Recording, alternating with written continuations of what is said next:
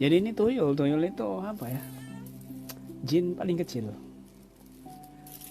Jadi dari mana tuyul ini berasal?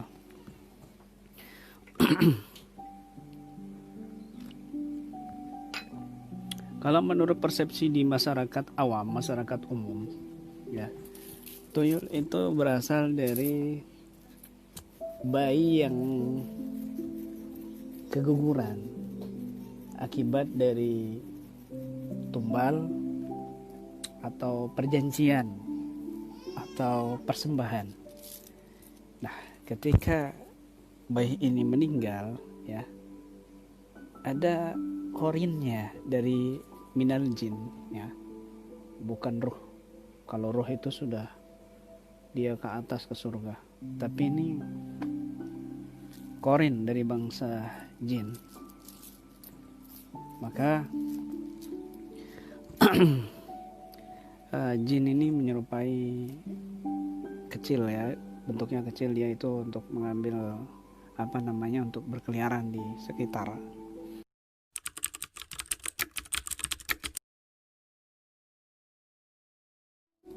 Tuyul itu, nah, yang pernah nonton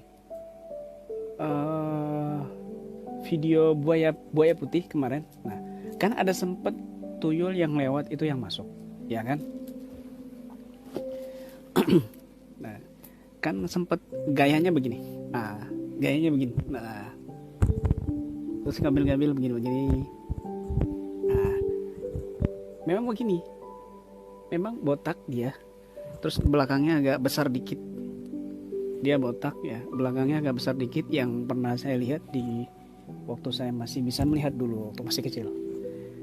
Tuyul kemudian botak, ya, kecil, terus dia nyempit jalannya agak cepet, langganya agak cepet, melangkahnya gitu. Ya,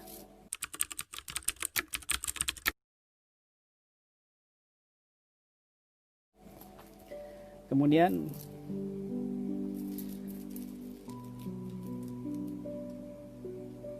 dia ini paling lihai, dia mencuri barang. Ya, jin yang paling lihai mencuri barang, bukan cuma uang, tapi barang juga, barang-barang antik, barang-barang unik, mainan-mainan kecil. Itu tuyul suka. Boneka kecil atau gantungan itu tuyul suka sekali. Kadang disembunyikan, diambil, tiba-tiba hilang, atau kadang dibalikin lagi gitu. Nah,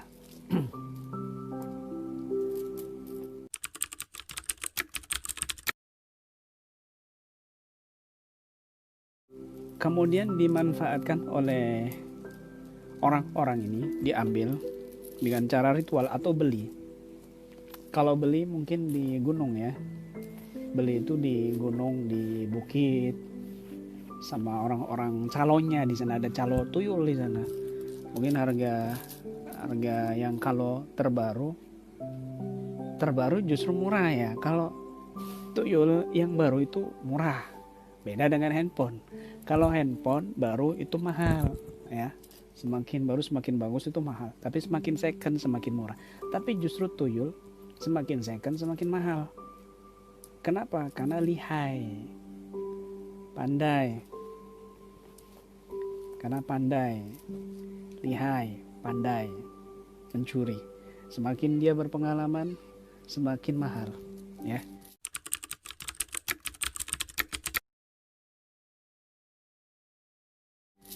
Jadi para praktisi ikuti prinsip tuyul. Semakin banyak berpengalaman, maka semakin mahal diri kamu. Begitu, ya kan? Tuyul itu mahal kalau sudah lama dan berpengalaman. Nah,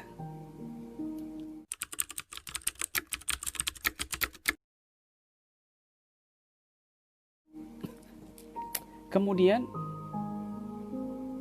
dibeli tuyul ini, ya. Kadang ada yang melakukan perjanjian. Ketika seseorang itu melakukan perjanjian dengan tuyul, dengan dukunnya juga, maka cakra itu terbuka. Ketika cakra mata batinnya terbuka, dia bisa melihat tuyul, kehadiran tuyul. Karena syaratnya tuyul itu, ya, dia harus nyusu.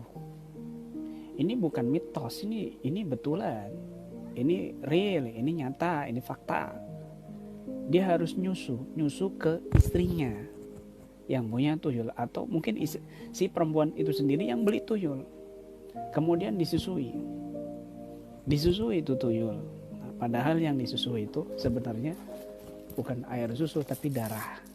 Makanya kebanyakan yang punya tuyul itu rata-rata istrinya kurus, perempuan kurus. Kenapa? Semakin disedot semakin habis, semakin banyak, begitu. Nggak ada bagus-bagusnya.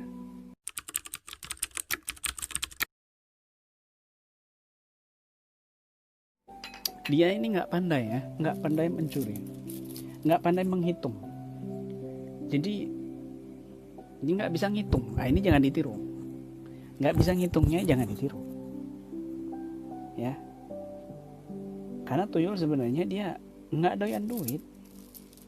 Cuma dia memang disuruh suka mencuri. Dia lihai di dalam mencuri. Kecil soalnya dia.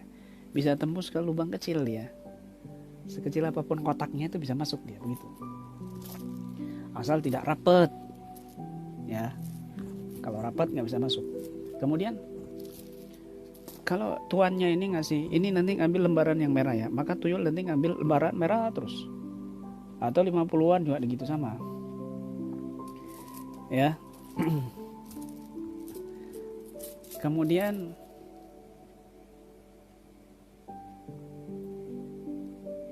ketika tuyul ini nggak setiap hari, karena ritualnya setiap penanganan mesti harus dapat susu. Jadinya nggak ada yang berani setiap hari dikeluarkan, karena kalau setiap hari dikeluarkan ya kempes, menyusu terus setiap malam. Jadinya mungkin seminggu sekali. Kalau seminggu sekali dia satu RT atau satu kelurahan, ya lumayan banyak hasilnya kan, begitu.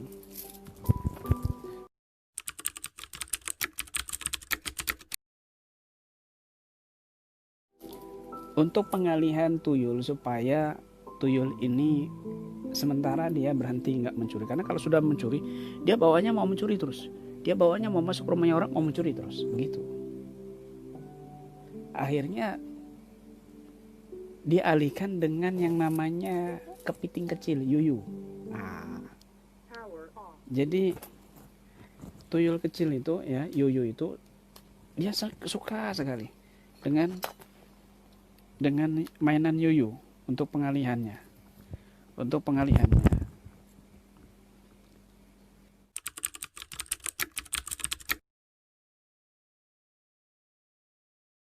Ini penting sekali ya, karena praktisi harus tahu bab ini juga, nggak boleh nggak tahu, jangan dilarang-larang. Sama seperti dokter mau belajar medis, dia harus berani bedah mayat, bedah pasien. Kalau nggak berani, takut, jangan, ngiri, ya, jangan jadi dokter gitu. Kalau jadi praktisi harus berani bahas tuyul, ya harus berani begitu.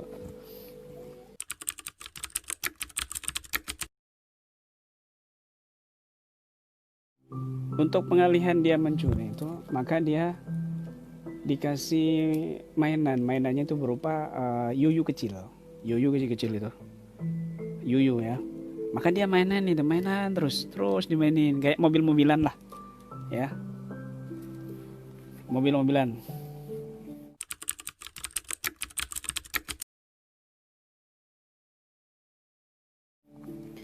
Kemudian kalau sudah dia waktunya, maka dia bakar menyan.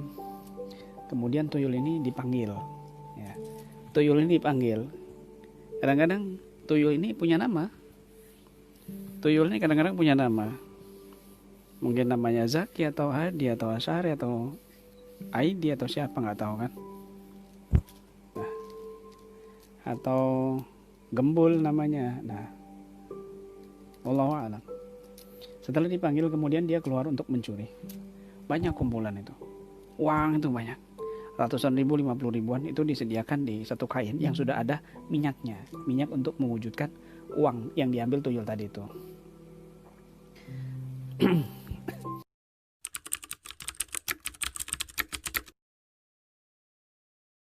Bagaimana untuk menangkal tuyul hadir di dalam rumah kita? Bagaimana untuk menangkal tuyul hadir di rumah kita? Mudah sekali. Menangkapnya pun mudah. Jadi apa ya?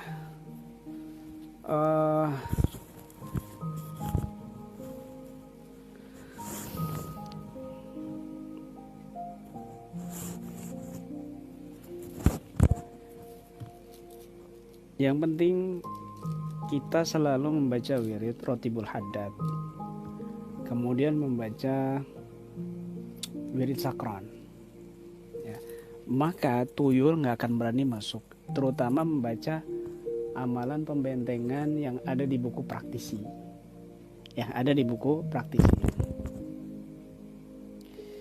ya,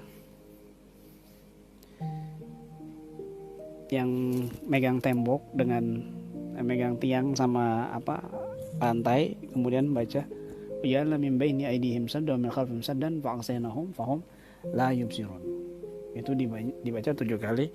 Kemudian wa idza qara'tal qur'ana ja'alna bainaka wa bainal ladzina la yu'minuna bil akhirati hijaban mastura.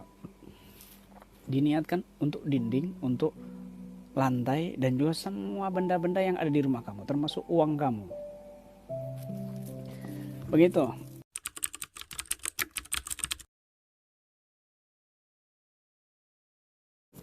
Sebenarnya mudah sekali untuk menjebak tuyul. Untuk menjebak tuyul supaya tangannya itu terbakar. Ya. Supaya tangannya itu terbakar. Mau tahu caranya? Ngopi dulu.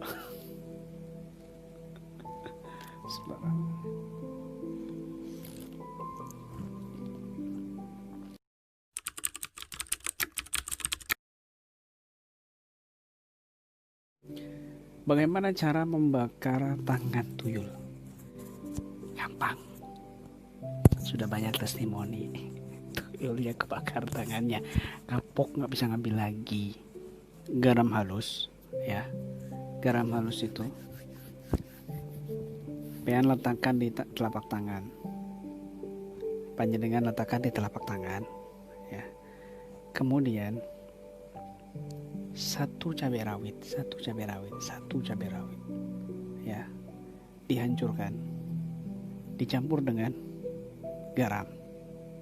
Nah, kemudian setelah itu, pengen ambil mangga yang masih muda atau bengkoang, dipotong-potong, tetelin, makan, rujak.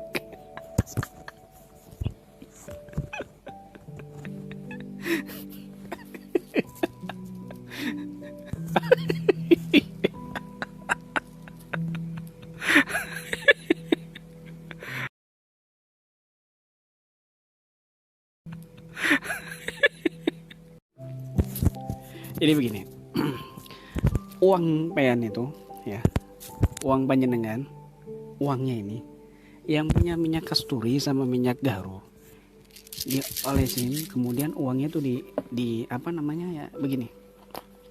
Nah, uangnya itu, ini uangnya, ya, mohon maaf, jadi langsung, ini uangnya ini, ini uangnya itu diusap-usap pakai minyak garu sama minyak atau minyak kasturi. Kemudian ya pelan-pelan biar tuyul nggak dengar. Panjenengan pegang uangnya ini dan dibacakan Bismillahirrahmanirrahim la yadurru ma'asmi syai'un fil ardi wala fis sama' wa 3 kali. Ini kalau untuk mau menjebak ya. Kalau untuk biar nggak kelihatan ya baca wajah alna 9 kali.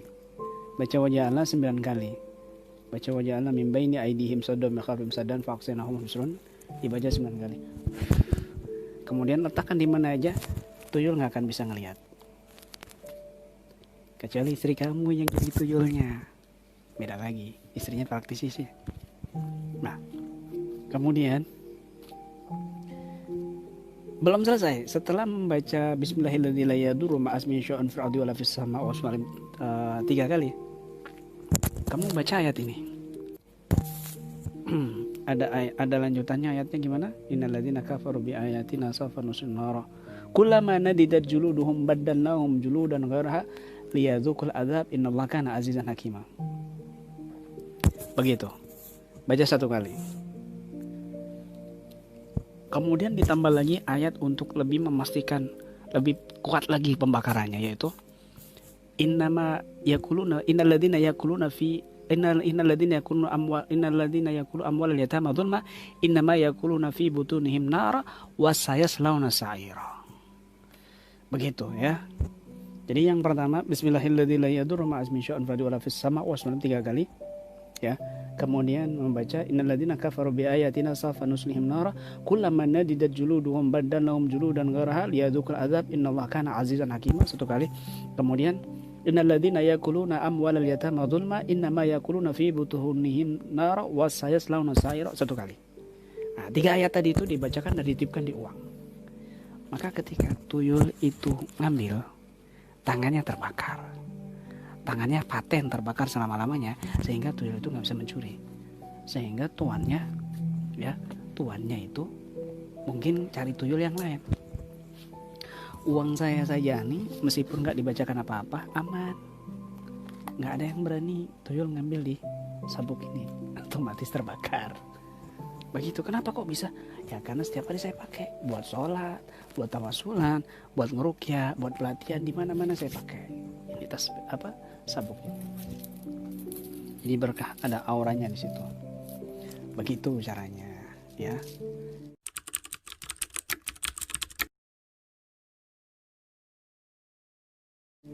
Jadi tuyul itu sebenarnya gemesin, imut. Seperti kucing, cari-cari diam-diam gitu kan. Kemudian ada orang lewat, dia langsung kabur. Itu tuyul-tuyul yang pemula. Tapi kalau tuyul-tuyul yang senior, tuyul itu sudah biasa, dia diam. Kalau orang ini nggak ngelihat, ya dia lanjut. Begitu. Jadi agak cerdas, dia ngelihat orang ini bisa ngelihat nggak gitu. Tapi meskipun orang itu nggak bisa melihat, kalau auranya itu besar, cahayanya besar, tuyul ini langsung kabur, nggak berani bercahaya, takut begitu. Itu sekilas tentang tuyul.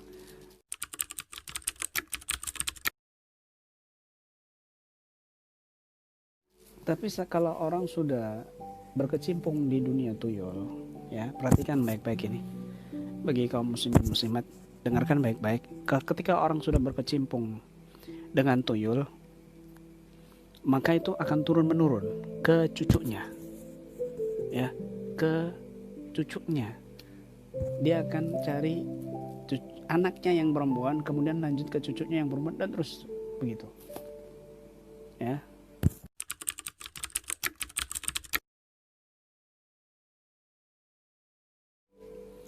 Ya, bismillah. Amalkan ini ya. Saya ijazahkan untuk panjenengan semuanya. Ya. Qulu qabiltu.